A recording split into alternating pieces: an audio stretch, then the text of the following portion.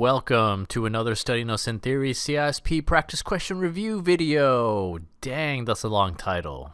Should probably just cut that down to just CISSP video. Straight to the point. In this video, we will go over a CISSP practice question dealing with just a few roles and responsibilities that you may have to know for the CISSP exam. Just to see what the deal is. Probably a pretty important CISSP topic to know, you know? And here's a secret. When I say something is probably important to know, I mean definitely important to know. Okay? How is everyone doing with their CISSP studying? How are you doing with your CISSP studies? Are you anxious? Are you stressed? Are you looking forward to it maybe? Or do you just want it to be done and over with by now because you've invested so much of your time into it? Or are you feeling all those emotions? It's fine, because whatever the feeling, I can bet you 1,000 other people in the world studying the CISSP are also feeling the same way. I get 50 to 60 emails a day with the same kind of responses and the same kind of feelings. I'm ready to get this done. I'm not ready to get this done. I'm really anxious about it. I'm really angry about it because it's taken over so much of my life. And I just need this to end. Or some will say that I failed it today, but I'll get it next time. Or some will say I failed it again for the second time, I'll get it next time. Or some will say I failed it for the third time and I'm really about to give up. What can I do? And then there's even some that say I failed it for the fourth and fifth time and I'm still going to go for it the sixth time. Those are the best stories. Those are the things that I live for. Someone who failed the CISSP exam their fifth time and they still want to take it. Think of all the hours they spent studying. Think of all the money they spent on the exam. Even if their employer paid for it. Imagine the money spent on that. I was about to say wasted, but I didn't want to say that. It's not wasted. It's never wasted. Spent. Imagine the money spent on that. I didn't want to say wasted money because through every single success that have come out of Study Notes and Theory or just the CISSPs that I've known and interacted with, no matter how much they spent on their exam and the money they invested, it always came back to them after they started a career. Not like the next day. Come on, be real. It came back like a year later. They got their CISSP. They were able to do two things. Maybe quit their job and find a new one, or they got a promotion within, or they started the CISSP and they changed roles completely. Maybe they were a network security engineer, and then after studying the CISSP, they wanted to try security analysis or a pen tester or an auditor or something like that. They went on to take their CISA exam. So there's a lot of options and opportunities for you out there that you don't even know about until after you pass the exam. You know, all those doors open for you, all those opportunities open for you once you take the exam. Okay, so no matter how you feel, keep going for it, and I guarantee you your life's going to be better afterwards. It sure has been for me. I mean, just the fact that you're listening to me right now shows that I've actually done something with this thing, right? You know, it's quite a community, this CISSP thing. Look, I know this is a practice question review video and CISSP stuff, but I just want to get all this out. It's quite a community, this CISSP thing. We all go through the same frustrations, the same late nights, and the same confidence-destroying thoughts of not being prepared enough, or fear of failing after paying $700, or even just failing again and again. A lot of people are experiencing the same feelings you are. But it's in our sense of community that we manage to get through it. If you're part of the Study Notes and Theory CISSP Facebook study group, you know exactly what I mean. It's got over 41,000 members, and it's probably the biggest study group in the world on Facebook. Okay? You're not alone. Let's just go ahead and begin. Our first CISSP practice question is the following. Which role has the primary... messed up. Should I start again or should I edit that out? I'll just start again. I don't feel like editing out. Let me just start again. Which role has the primary responsibility of developing information security policies, designating senior information security officers, and making sure personnel with significant responsibilities are properly trained? Is it an information owner, choice A? Is it choice B, the chief executive officer? Is it choice C, the Chief Information Security Officer? Or is it choice D, the system owner? Which one is the answer?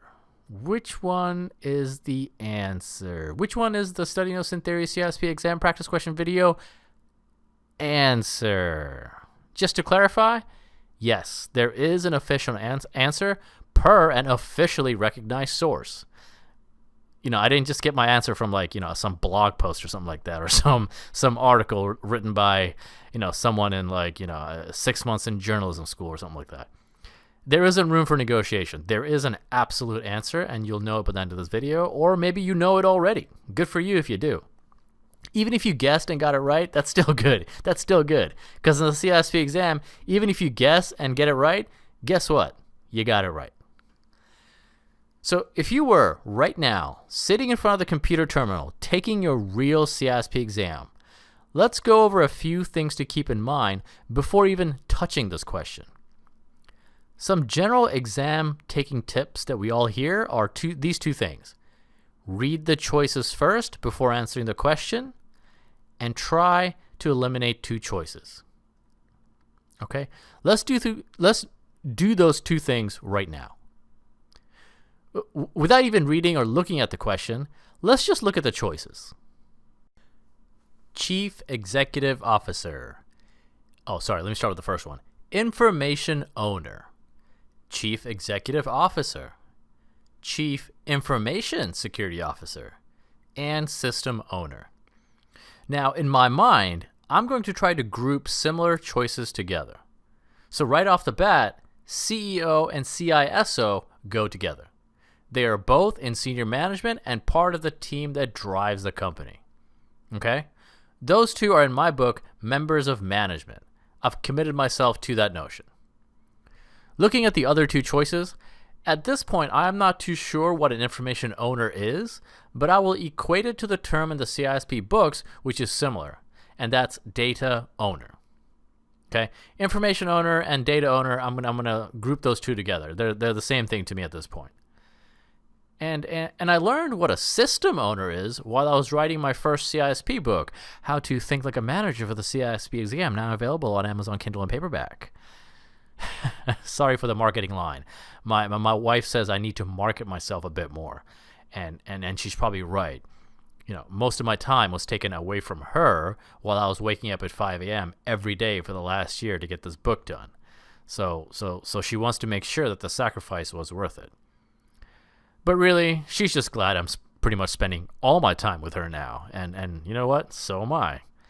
If you think your significant other suffers while you are studying for the CISSP exam, imagine what it's like for someone who is a CISSP instructor and who has to always stay one step ahead of the CISSP student.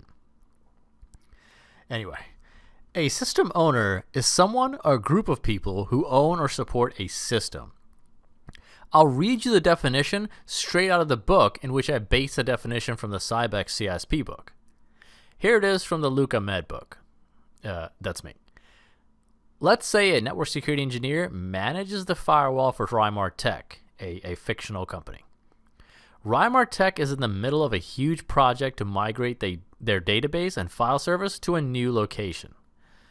Under the direction of the IT department head, which is a role, multiple change requests are being issued for both the servers and the firewalls protecting those servers. A security engineer will configure ACLs, VPNs, and NAT, among other necessary changes on the firewall. Then a server administrator will make changes on each server, such as creating new passwords, updating the operating system, setting RDP access levels, disabling NetBIOS over TCP/IP, or configuring allowable Kerberos encryption types.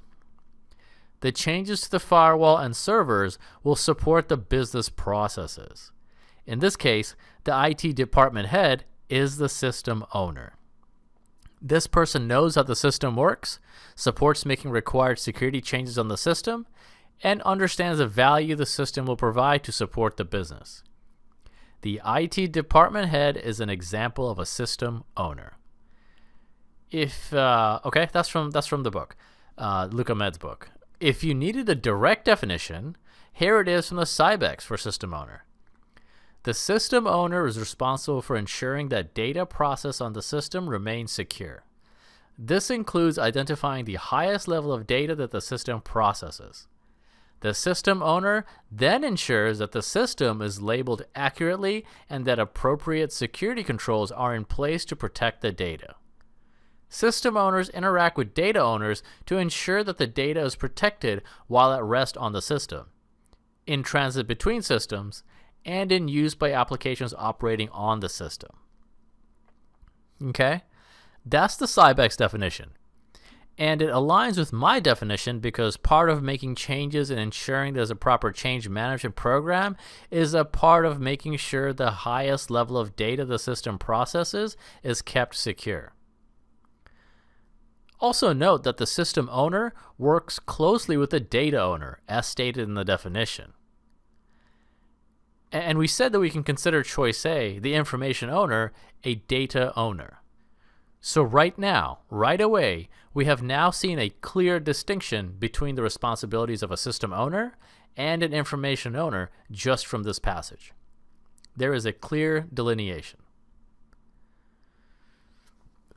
That's the thing about the CISSP, isn't it? And don't let this discourage you, but rather encourage you to take this most difficult exam. All these definitions, terms, and vocabulary we learn in our official guides and practice question test engines, you might not even encounter them on the real exam. The real exam might present you with totally different words that you don't even recognize. To be prepared for this, it is best to use multiple CISSP resources and get a general idea of the definition. Information owner or data owner, one is not more correct or wrong than the other. They are just different words used to describe the same thing. That's how you have to study. That's how you have to be a CISSP and a better security professional than you were yesterday. Because when you're in the security industry, I guarantee you nobody's ever going to identify anyone as the data owner or information owner. It's probably going to be more something like, Rakesh in sales, he can give you access to the information. Or Prashant, the vice president, he'll give you access to those records. That's just how it is. You're studying the CISSP not to just pass the exam, but to be prepared to deal with whatever unknown you encounter in the real world. And believe me, you will encounter nothing but unknowns, especially if you're new to the industry, or especially if you're new into a new organization. It's like the book I'm reading called Pandora's Star. Your introduction to the security industry will be as if a wormhole was discovered, which has the ability to take you 750 light years across the galaxy to a place where things defy even the very physics of what we consider reality. You'll encounter situations, processes, and ways of security life unlike any you may have studied about in your books. But you'll be able to handle it because you are studying so hard right now. And just believe me, you'll be able to handle it. All this reading, doing practice questions, looking at mind maps, or joining groups to discuss things, this is all preparation for not just the exam, but the security life in general. You're reading your books diligently, so you build a discipline to read CVEs or technical manuals in the real world. You're taking practice questions now in order to quickly and knowledgeably answer questions from clients or customers in the security world. You're joining CISSP groups and having discussions now so you can attend conference calls with 20 people around the world from multiple cultures and countries, all trying to figure out one problem facing the organization. That's what's really going on here with the CISSP. The Study Notes in Theory Facebook group has over 41,000 members from across the world, twice over. There are stories of incredible hardships, failures, successes, and losses. There's a guy who went on to pass his exam after suffering a brain hemorrhage. There's someone who failed the exam 5 times and passed it on his 6th attempt. Imagine the time and investment. I mean, join this group if you haven't done so already. You won't be disappointed. Join the group, and at some point, you will become a CISSP. I've seen it done hundreds of times. And also, it's It's not about the exam. It's not about something that's 3 hours and 150 questions. It's not about whether you pass or fail. It's about building the discipline necessary to handle what's really coming at you later. It's about not needing constant motivation. The CISSP is not for someone who needs constant motivation. Not just a CISSP. Security, information security, this industry is not for those who need constant motivation. You got to want to do this thing. No one's begging you to join. No one's begging you to come into this. No one's looking for you to join and take their money, because you get paid a lot of money for this. So we're not looking for you to come in and take our share. The less you know, the better it is for us. Right? We get the lion's share of the money that way. It's ours. You want it, you got to come get it. All right? It's about doing a security job upon which the very welfare of your family may one day depend on. Look at your situation now. Look, I know I'm blabbling on, but I think this will help somebody out there. Look at your situation now. Do you think your life would have been better or not better with a CISSP after your name? Don't tell me. Just answer that to yourself. How much better could your life have been right now during a pandemic as a father, wife, husband, mother, son, daughter, employer, employee with a CISSP? That's what we're doing here, guys. That's all that Studios in Theory and myself are trying to do here. Trying to make your life just a bit more tolerable because of all the things you already have to go through. Okay, this stuff is important to know. Studying for the CISSP exam is hard, but trust me, the hard work only really begins after you pass the CISSP exam, and that's the realest thing you'll hear today. Okay, so back to the choices we're seeing. I'm going to put those two terms together, information owner and system owner. Right now, CEO and CISO are similar terms, and information owner and system owner are similar terms. They're grouped together that way. So before even looking at the question, I'm looking for the context of the question to sway either towards something to do with senior management or something to do with someone owning or holding or processing the responsibility of data. But you never know. Maybe the question is phrased in a way so that CEO and system owner are similar in some way, or the CISO and the information owner are related in some way. But not likely. Let's read the entire question to see where we're at. The question states, which role has the primary responsibility of developing information security policies, designating senior information security officers, and making sure personnel with significant responsibilities are properly trained? Okay, now let's turn it on the flip side. Forget about all the choices for a second and just focus on the question and the key points. Like, which role has the primary responsibility of developing information security policies and designating senior security officers and making sure people who have big responsibilities are given the training they need to do their job? Lots of key words in this question. Let's start with eliminating some of our choices. And after reading the question, I'm still going to keep my definitions grouped together. Information owner and system owner together, CEO and Chief Information Security Officer together. And reading the question, it's now easy to eliminate two choices. Do you know which ones? Just think about it. A data owner who actually can be someone in management has the responsibility of protecting and classifying data.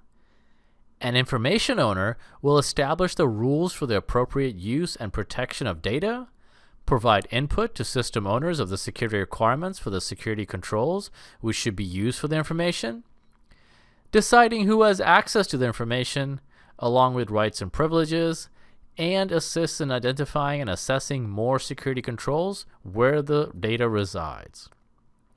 All these points are saying that someone at a high level in the organization is going to be the one who fulfills the responsibilities of this role. But it doesn't sound like any of the responsibilities that we just talked about are in the context of the question, right? Nobody, the data owner or information owner, they aren't choosing senior officers or developing policies or allocating training. So right away at this point, I can most likely eliminate an information owner and a system owner and focus more on either the CEO or the CISO. So I didn't see any indication of what a system owner would do, take care of changes in the system, process highly important information through the system. I didn't see anything written about that in the question. Someone in senior management sounds like they're going to be the one who fits the role. So is it the CEO or the CISO? When we think CEO, we think the one in charge of all the other senior executives. He or she is not in equal footing with them. A CEO is above them. He or she is their leader. So ultimately, they are the ones responsible for everything. Let me just go ahead and say it. The correct answer is B for this practice question. 2 points that make that the true answer is that a CEO will designate their senior information security officer, such as the chief information security officer. The CISO isn't going to appoint themselves, right? The CISO can't designate themselves. This alone makes choice B the correct answer. The other reason is that the CEO will develop the security policies, but the CISO will be in charge of developing the actual information security program that stems from that policy. The difference being that the CEO is responsible for the policy, while the CISO is responsible for making sure that policy is upheld with a security program. Even though the CISO may also provide high-level direction to subordinates, the CEO still operates at a higher level. The CISO is actually the CEO subordinate. And the CEO will also make sure there is training available for those with significant responsibilities. When they say significant responsibilities, they don't mean technical roles like a senior network security engineer or an IT administrator. That's too low level for the CEO to care about for their training. The CEO doesn't care anything about engineers' training. The CEO wants people like the CISO or vice presidents or the CFOs or the chief privacy officers. He or she wants them to be fully equipped with the necessary resources and training to do their job. Those are the people that matter to him. And training doesn't mean that these high positions sit in a room and watch a PowerPoint presentation. By making sure senior officers are trained, what the CEO is actually saying to the senior management is that they have approval to spend money, time, and resources to learn and obtain whatever information they need to get their job done. All the responsibilities in this question are high level for someone in a high level role. It isn't about making sure Betsy, the junior marketing analyst, is trained on the new ticketing system or something like that. The CEO doesn't care about Betsy. Now, the question would have been simply too easy if it stated, who has the ultimate responsibility? Because then, of course, the CEO would be the answer, as that role is the highest in organization, and by reading in your CISSP books, you've been ingrained to know that anybody with the ultimate responsibility most likely resides in senior management. And if all the choices have senior management in it already, look for the choice that has the highest executive role. But the future CISSP, you, must look at the context of the question and the underlying responsibilities and carefully understand why choice B is the correct answer. Because that's the strategy to take on the exam. If for nothing, choice B is correct because a CISO cannot appoint himself, cannot designate themselves as the CISO. They can appoint an information security officer perhaps, but not another senior agency information security officer. Okay? The question also states training should be allocated to people with significant responsibilities, not people with significant security responsibilities. Okay? CEO isn't just giving training away to security officers. It's everybody on his senior team. All indications in this question point to choice B being the correct answer. Let's take a look at why choice C is not the correct answer. The CISO is responsible for the following per NIST 800-100, which is pretty much where all this information came from. Okay? The CISO's responsibilities from NIST 800-100 include carrying out the CISO's responsibilities. It's carrying out the Chief Information Officer's responsibilities. Now, I get that the question did not state a CIO, but instead named a CEO.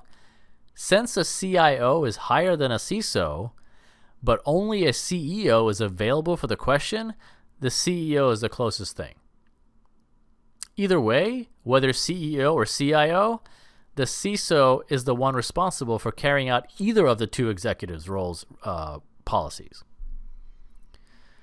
Okay, the CISO is also responsible for the coordination of developing, reviewing, and proceeding with the security plans with other security officers, system owners, and information owners. The CISO also should possess the necessary training and experience to do their job for developing and reviewing security plans. The CISO has significant responsibilities. They have to be trained and be prepared for it. How will they get permission to get training and be allocated the necessary resources? The CEO, choice B. The correct choice could have stemmed from this very point. How will the CISO get training for their significant responsibilities? Not by themselves. They can't authorize training by themselves. They need someone with a higher rank to approve the training, the CEO. That is why the CEO is the one responsible for this role per the context of the question and for the answer to the CISSP practice question. Okay? Just also wanted to leave with something else, and that's a list of roles to know for the CISSP exam. I'd get to know what is a senior manager, a security professional, a data owner, data custodian, a user, an auditor, a chief executive officer, a chief information officer, chief financial officer, chief privacy officer, chief information security officer, of course, and the ultimate high-level team of a company, the board of directors. For the CISSP exam, given all these roles, I'd get to know how or what their responsibilities are, what processes they may own, who they are in charge of, and who are in charge of them. That kind of stuff. Okay? That's it. I don't really post a lot of videos on like YouTube or anywhere else. I just kind of make videos from my members portal. It's just, studynotesintheory.com. You can just sign up there if you wanted to. It's got videos. I think I have like 180 videos. I don't even know the hours. Some of the videos are like 15 minutes. Others are like an hour and a half. There's like 700 practice questions, always with full explanations, over 1,300 flashcards, and you get membership to a private Telegram group. That's all I got to say. Have a good one. I can't wait to hear about you passing your CISSP exam. If you do, whether you use me or not, just drop me a note and tell me you did. It'll make me feel good to know that you feel good. Okay? Thanks for watching.